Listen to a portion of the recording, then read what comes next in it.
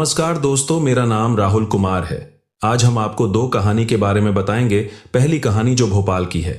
ये बात 2019 की है। भोपाल में अशोका गार्डन नाम की एक जगह है और यहीं पर एक कॉलोनी है, अशोक विहार कॉलोनी। 20 अक्टूबर को कॉलोनी के एक निवासी ने पुलिस को खबर दी कि एक फ्लैट में किसी औरत की हत्या हो गई है। जैसे ही पुलिस टीम फ्लैट तक पहुंची, उन्होंने देखा कि कमरे के अंदर एक महिला की लाश पड़ी हुई थी। वह खून से सनी हुई थी और उसकी पहचान शाहीन के नाम से हुई। लाश को पोस्टमार्टम के लिए भेजकर पुलिस ने पूछताछ और छानबीन शुरू की तो कई चौंका देने वाली बातें सामने आई, जिनमें से पहली यह थी कि शाहीन देह व्यापार करती थी और इस फ्लैट में शाहरुख के साथ रहती थी, जो उसका दामाद था। पुलिस को शाहीन की हत्या के पीछे अवैध संबंधों का शक तो हो चुका था, लेकिन सबसे बड़ी चुनौती यह थी कि शाहरुख, जो इस हत्या का मुख्य संदिग्ध था, फरार हो चुका था। हालांकि पुलिस के पास कुछ अहम सुराग थे, जिनके सहारे उन्होंने जांच की दिशा तय की। पुलिस ने सबसे पहले शाहीन और शाहरुख के मोबाइल फोन की कॉल डिटेल और लोकेशन ट्रेस की। शाहीन के फ्लैट के आसपास की सीसीटीवी फुटेज खंगाल गई। इनमें से एक कैमरे में शाहरुख 19 अक्टूबर की रात फ्लैट से निकलते हुए दिखाई दिया। यह फुटेज जांच के लिए एक महत्वपूर्ण कड़ी साबित हुई। जांच के दौरान पुलिस ने शाहरुख के दोस्तों और परिचितों से पूछताछ की में लेकर हत्या का इशारा किया था। उसने पुलिस को अहम जानकारी दी। उसने बताया कि शाहरुख मानसिक तनाव में था और उसने शाहीन के देह व्यापार को लेकर झगड़े की बात कही थी। शाहरुख ने फरार होने से पहले एक एटीएम से पैसे निकाले थे। पुलिस ने बैंक ट्रांजैक्शन की डिटेल्स निकाली और उस एटीएम के पास की फुटेज भी हासिल की। फुटेज में शाहरुख दिखाई दिया, जिससे पता चला कि वह शहर से भागने की तैयारी कर रहा था। शाहरुख के संभावित ठिकानों का पता लगाने के लिए पुलिस ने उसके रिश्तेदारों और दोस्तों के घरों पर दबिश दी। हालांकि वह वहां नहीं मिला, लेकिन एक चाचा ने बताया कि वह अक्सर अहमदाबाद में एक पुराने दोस्त के पास जाया करता था। पुलिस ने अहमदाबाद में शाहरुख के संभावित ठिकानों पर निगरानी शुरू की। इसी बीच पुलिस को जानकारी मिली कि शाहरुख अहमदाबाद के बाहरी इलाके में एक ढाबे पर काम कर रहा है और नाम बदलकर वहां छिपा हुआ है। पुलिस ने ढाबे के आसपास सादे कपड़ों में टीम तैनात की। कुछ दिनों की निगरानी के बाद शाहरुख को ढाबे पर काम करते हुए देखा गया। जैसे ही पुलिस को यकीन हुआ कि वह शाहरुख ही है, टीम ने उसे घेर लिया और बिना कोई मौका दिए गिरफ्तार कर लिया। गिरफ्तारी के बाद शाहरुख ने अपना जुर्म कबूल कर लिया। शाहरुख से जब पुलिस ने पूछताछ की तो एक ऐसी कहानी सामने आई जिसने सबको हैरान कर दिया। कुछ साल पहले शाहरुख का निकाह शाहीन की बेटी से हुआ था। शादी के शुरुआती दिन तो ठीक ठाक गुजरे, लेकिन धीरे धीरे शाहरुख का ससुराल आना जाना बढ़ने लगा। इस दौरान शाहीन और शाहरुख के बीच बातचीत बढ़ी और फिर यह बातचीत धीरे धीरे नजदीकियों में बदल गई। शाहीन अपनी उम्र के बावजूद आकर्षक थी। शाहरुख को वह अपनी बीवी से भी ज्यादा अच्छी लगने लगी। वह शाहीन के हाव भाव और बातों के जाल में फंस गया। दोनों के बीच नजदीकियां इतनी बढ़ गईं कि चोरी छिपे शारीरिक संबंध बनने लगे। शुरुआत में सब कुछ गुपचुप चलता रहा, लेकिन किसी चीज को हमेशा छिपाना आसान नहीं होता। एक दिन शाहीन की बेटी ने अपनी मां और पति को आपत्तिजनक हालत में देख लिया। यह नजारा उसके लिए किसी सदमे से कम नहीं था। उसने तुरंत यह बात अपने पिता को बताई। जब शाहीन के पति को अपनी पत्नी और दामाद के इस शर्मनाक रिश्ते का पता चला तो घर में बवाल मच गया। बात इतनी बढ़ गई कि शाहीन के पति ने तलाक देने का फैसला कर लिया। इसके बाद शाहीन और शाहरुख ने समाज और रिश्तेदारों की परवाह किए बिना एक साथ रहने का फैसला कर लिया। अशोक विहार कॉलोनी में एक घर किराए पर लिया और वे लिव इन में रहने लगे। शाहीन की बेटी यह सब देखकर टूट गई और मायके छोड़कर अपने नाना के घर चली गई। हालांकि शाहरुख का मोह अब धीरे धीरे खत्म हो रहा था। उसे पता चला कि शाहीन देह व्यापार में लिप्त है।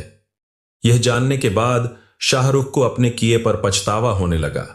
उसने कई बार शाहीन को इस गंदे धंधे को छोड़ने के लिए कहा, लेकिन शाहीन हर बार उसकी बात को अनसुना कर देती। शाहरुख का गुस्सा बढ़ता जा रहा था। वह अब खुद को इस रिश्ते में फंसा हुआ महसूस कर रहा था।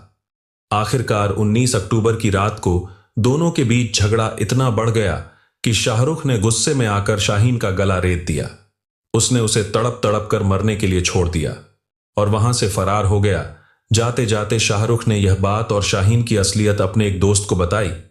इसी दोस्त की गवाही और सबूतों के आधार पर पुलिस को पूरे मामले का पता चला।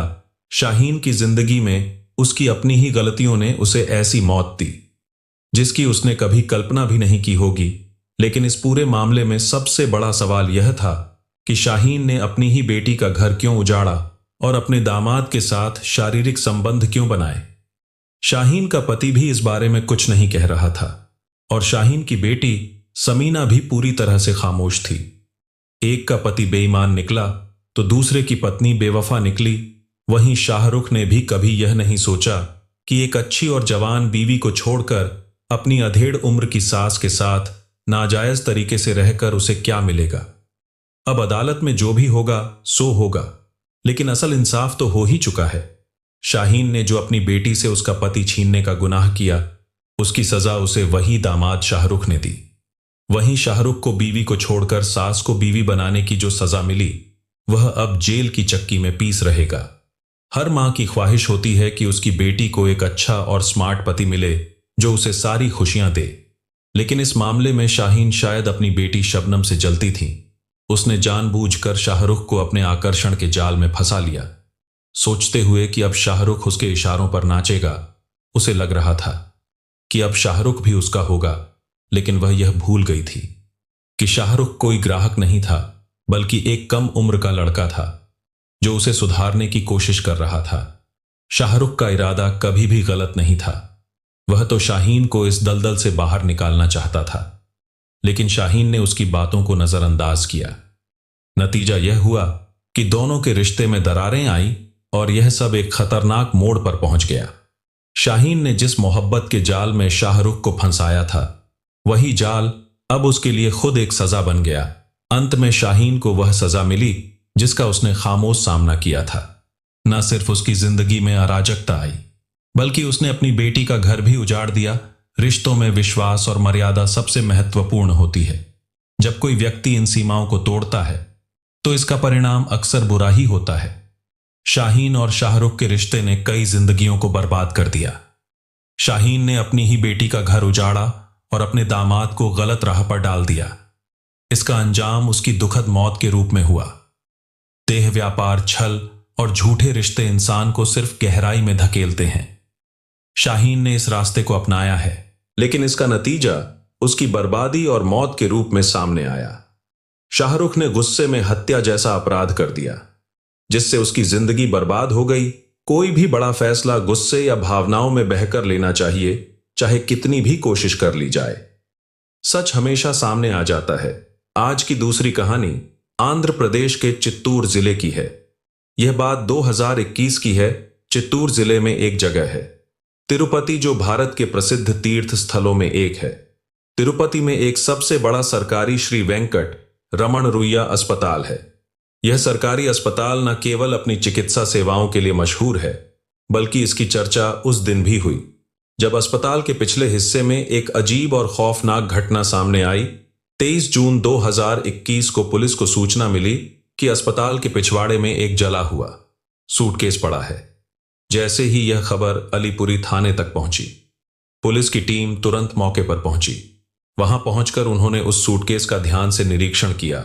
सूटकेस बुरी तरह जला हुआ था और उसमें से किसी इंसान का जला हुआ शव झलक रहा था। पुलिस ने तुरंत इलाके को घेर लिया और फॉरेंसिक टीम को बुलाया। सूटकेस की हालत और उसमें मौजूद शव ने मामले को और भी संदिग्ध बना दिया। यह साफ था कि यह कोई सामान्य मामला नहीं था। अब पुलिस के सामने सबसे बड़ा सवाल था, यह शव किसका है और इसे यहां क्यों फेंका गया। पुलिस ने शव को सूटकेस से बाहर निकाला। शव पूरी तरह से जल चुका था और उसकी हालत इतनी खराब थी कि केवल हड्डियां ही बची हुई थीं।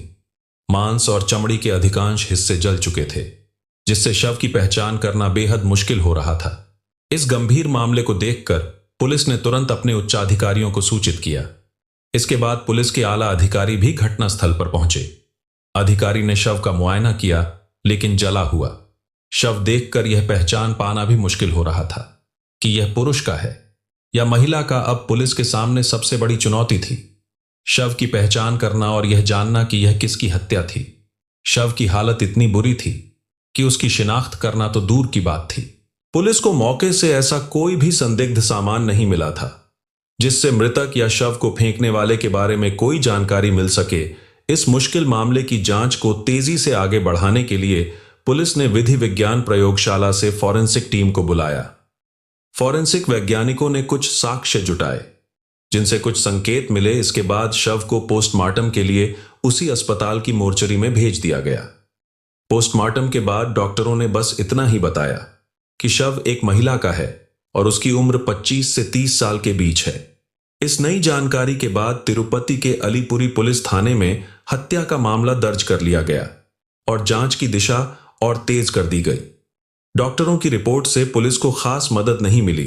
अधिकारियों के लिए यह मामला और भी जटिल हो गया क्योंकि धार्मिक नगरी तिरुपति में ऐसी गड़बड़ होना का कारण समझ पाना मुश्किल था। महिला का शव होने के कारण पुलिस ने यह संभावना जताई कि शायद यह कोई प्रेम प्रसंग से जुड़ा मामला हो सकता है। पुलिस के लिए सबसे अहम था यह पता लगाना कि शव किसका था। इसके लिए उन्होंने तिरुपति और चित्तूर जिले के सभी थानों को सूचना दी और आसपास की पुलिस से यह जांचने को कहा कि हाल ही में किसी महिला के लापता होने की रिपोर्ट दर्ज हुई हो, लेकिन पुलिस को ज्यादातर थानों से नकारात्मक जवाब मिला।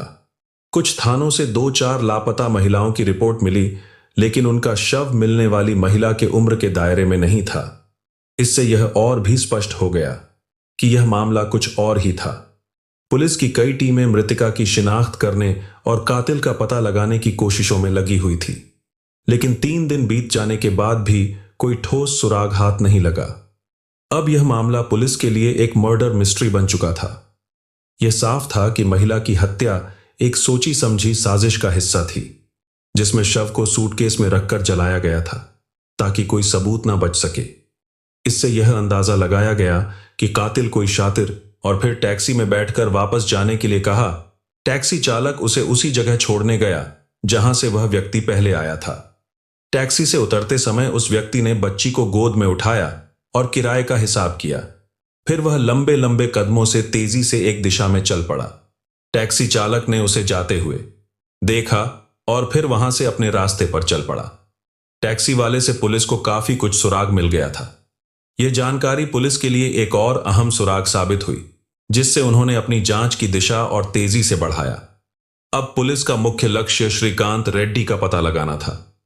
टैक्सी चालक द्वारा बताई गई जगह के आसपास के इलाकों में पुलिस ने उस व्यक्ति की फोटो दिखाकर लोगों से जानकारी प्राप्त करनी शुरू की। पुलिस ने इस काम के लिए कई टीमें लगाई और जल्दी ही परिणाम सामने आने लगे। पुलिस को पता चला कि उस व्यक्ति का नाम श्रीकांत रेड्डी था और सूटकेस में जला हुआ शव उसकी पत्नी भुवनेश्वरी का था जो लगभग 26 से 27 साल की थी। पुलिस अब श्रीकांत रेड्डी की तलाश में थी। इस दौरान भुवनेश्वरी की एक रिश्तेदार महिला पुलिस एसआई ममता ने अपने स्तर पर कुछ सीसीटीवी फुटेज जुटाए और उन्हें अलीपुरी थाना पुलिस को सौंप दिया। इन फुटेज से यह स्पष्ट हो गया कि श्रीकांत ही अपराधी था। पुलिस ने मोबाइल लोकेशन के आधार पर श्रीकांत रेड्डी का पता लगाया और 30 जून को उसे गिरफ्तार कर लिया। श्रीकांत से की गई पूछताछ और सीसीटीवी फुटेज के आधार पर भुवनेश्वरी की हत्या का जो कहानी सामने आई वह इस प्रकार थी। श्रीकांत रेड्डी आंध्र प्रदेश के कड़ा जिले के बड़वेल का रहने वाला था, जबकि भुवनेश्वरी चित्तूर जिले के रामासमुद्रम गांव की रहने वाली थी। भुवनेश्वरी एक कुशल सॉफ्टवेयर इंजीनियर थी और हैदराबाद शहर में टाटा कंसल्टेंसी सर्विसेज में काम करती थी। श्रीकांत भी एक टेक्नो इंजीनियर था और वह भी हैदराबाद की एक कंपनी में काम करता था। दोनों का एक ही प्रोफेशन होने के कारण पहले दोस्ती हुई जो धीरे धीरे प्यार में बदल गई। इस प्यार ने उन्हें शादी करने का फैसला लेने के लिए प्रेरित किया और दोनों ने शादी करने का निर्णय लिया। लेकिन इस रिश्ते में एक गहरी उलझन छिपी हुई थी जो आगे चलकर एक खौफनाक मर्डर मिस्ट्री बन गई। वर्ष 2019 के शुरुआत में श्रीकांत और भुवनेश्वरी ने शादी कर ली थी और वे हैदराबाद में खुशहाल जीवन जी रहे थे। दोनों ही इंजीनियर थे और उनकी नौकरी अच्छी चल रही थी जिससे उनकी आर्थिक स्थिति भी ठीक थी। भुवनेश्वरी खुश थी और श्रीकांत भी संतुष्ट था। उनकी खुशियां और बढ़ गईं जब 2019 के अंत में उनके घर एक बेटी ने जन्म लिया। हालांकि दोनों कामकाजी थे, लेकिन बेटी के जन्म के बाद उनका जीवन और रंगीन हो गया। जब उनकी बेटी 4 महीने की हुई तभी देश में कोरोना की पहली लहर आई और इस दौरान श्रीकांत की नौकरी छूट गई। कुछ समय तक तो घर में किसी तरह चलता रहा, लेकिन फिर पति पत्नी के बीच झगड़े शुरू हो गए। इसके पीछे का कारण था श्रीकांत का अपनी पत्नी से पैसे मांगना, जबकि भुवनेश्वरी उसे किसी काम में भी लगाने की कोशिश करती थी। श्रीकांत को कोई अच्छी नौकरी नहीं मिली और वह धीरे धीरे पत्नी पर निर्भर हो गया। भुवनेश्वरी भी उसे बार बार पैसे देने से थक गई थी, जिससे घर में विवाद बढ़ते गए। इस बीच कोरोना की दूसरी लहर ने भी दस्तक दी और छोटी बड़ी कंपनियों ने वर्क फ्रॉम होम शुरू कर दिया। भुवनेश्वरी भी घर से काम करने लगी और खर्चे कम करने के लिए वह और श्रीकांत अपनी बेटी के साथ तिरुपति कर रहने लगे। लेकिन तिरुपति में भी श्रीकांत का निठल्लापन जारी रहा, जिससे घर में रोज झगड़े बढ़ते गए। भुवनेश्वरी कई बार उसे पैसे देने से मना करती थी और इससे श्रीकांत और भी चिढ़ जाता था। पत्नी की पाबंदियों और रोज की रोक टोक से श्रीकांत के मन में धीरे धीरे घृणा बढ़ने लगी। उसे लगता था कि भुवनेश्वरी के कारण उसकी स्वतंत्रता खत्म हो गई थी। इस गहरी नफरत के चलते उसने तय किया कि अब वह भुवनेश्वरी को खत्म कर देगा। 22 जून 2021 को जब भुवनेश्वरी अपने फ्लैट में सो रही थी, श्रीकांत ने चुपके से तकिए से उसका गला घोंटकर उसे मौत की नींद सुला दिया। पत्नी की सांसें थमने के बाद वह शव को ठिकाने लगाने के बारे में सोचने लगा। काफी सोचने के बाद उसने घर में रखा लाल रंग का बड़ा ट्रॉली सूटकेस निकाला और उसमें भुवनेश्वरी की लाश को बंद कर दिया। अब श्रीकांत की चिंता अपनी 1.5 साल की बेटी को लेकर थी। वह उसे अकेला कहीं छोड़ नहीं सकता था और नहीं उसे मार सकता था। इसके बाद उसने बेटी को गोद में उठाया और शव वाले ट्रॉली सूटकेस को बाहर निकालकर फ्लैट में ताला लगा दिया। वह लिफ्ट से सूटकेस लेकर नीचे आया और फिर गलियारे से होते हुए अपार्टमेंट से बाहर निकल गया। बाहर सड़क पर आकर श्रीकांत ने एक टैक्सी ली और सूटकेस को उसमें रख लिया। अपनी मासूम बेटी को गोद में लेकर वह टैक्सी से SVRR अस्पताल पहुंचा। टैक्सी वाले से कुछ समय रुकने को कहकर वह सूटकेस को लेकर अस्पताल के पिछवाड़े की ओर बढ़ा। बेटी सोती हुई टैक्सी में छोड़ दी गई सूटकेस को धकेल हुए वह अस्पताल के पिछवाड़े तक गया, जहां अंधेरा और घास फूस पड़ी थी। एक कोने में जाकर उसने सूटकेस पर पेट्रोल छिड़का और आग लगा दी। आग लगने के बाद वह वहीं छिपकर खड़ा हो गया और जलते हुए सूटकेस को देखता रहा। करीब आधे घंटे तक इंतजार करने के बाद जब उसे यह यकीन हो गया कि अब पत्नी की लाश जलकर पहचान में नहीं आएगी, तो वह वहां से चल पड़ा। टैक्सी तक पहुंचकर उसने पीछे की सीट पर सो रही अपनी बेटी को संभाला और फिर उसी टैक्सी में सवार होकर वापस उसी जगह पर उतर गया जहां से उसने सूटकेस लिया था। दूसरे दिन श्रीकांत ने अपने रिश्तेदारों को यह जानकारी दी कि भुवनेश्वरी कोरोना के डेल्टा+ वेरिएंट से संक्रमित हो गई थी और इसी कारण उसकी मौत हो गई। उसने यह भी कहा कि अस्पताल वालों ने कोरोना संक्रमित होने के कारण ही उसका अंतिम संस्कार कर दिया। भुवनेश्वरी के परिवार वालों को इस बात पर यकीन नहीं हो रहा था, लेकिन कोरोना के हालात और मजबूरी के कारण उन्होंने श्रीकांत की बात मानी। इस बीच श्रीकांत फ्लैट से फरार हो गया। भुवनेश्वरी की एक रिश्तेदार ममता, जो कि प्रशिक्षु सब इंस्पेक्टर थी, उसको इस पर भरोसा नहीं हुआ। वह पुलिस अधिकारी होने के कारण खुद से मामले की जांच करने लगी। उसने अपार्टमेंट की CCTV फुटेज को खंगाला और सारे सबूत सामने आ गए। इन सबूतों के आधार पर पुलिस ने श्रीकांत को गिरफ्तार कर लिया। इंजीनियर श्रीकांत ने अपनी ठालीपन और गुस्से के चलते अपनी पत्नी भुवनेश्वरी की बेरहमी से हत्या कर दी। सिर्फ इतना ही नहीं, उसने अपनी 1.5 साल की मासूम बेटी को भी एक बेजान दुनिया में छोड़ दिया, जिससे वह अपनी मां की ममता और प्यार से वंचित हो गई। श्रीकांत ने न केवल अपनी पत्नी का जीवन छीन लिया, बल्कि अपनी बेटी की मासूमियत और सुरक्षा का भी अंत कर दिया। कहानी को लास्ट तक सुनने के लिए आपका धन्यवाद। इस कहानी के बारे में अपनी राय कमेंट करके जरूर बताएं और ऐसी ही अपराध की सच्ची कहानियों के लिए हमारे चैनल अपकमिंग अद्विक को सब्सक्राइब कर लीजिए। कहानी को लाइक और शेयर जरूर करें। धन्यवाद।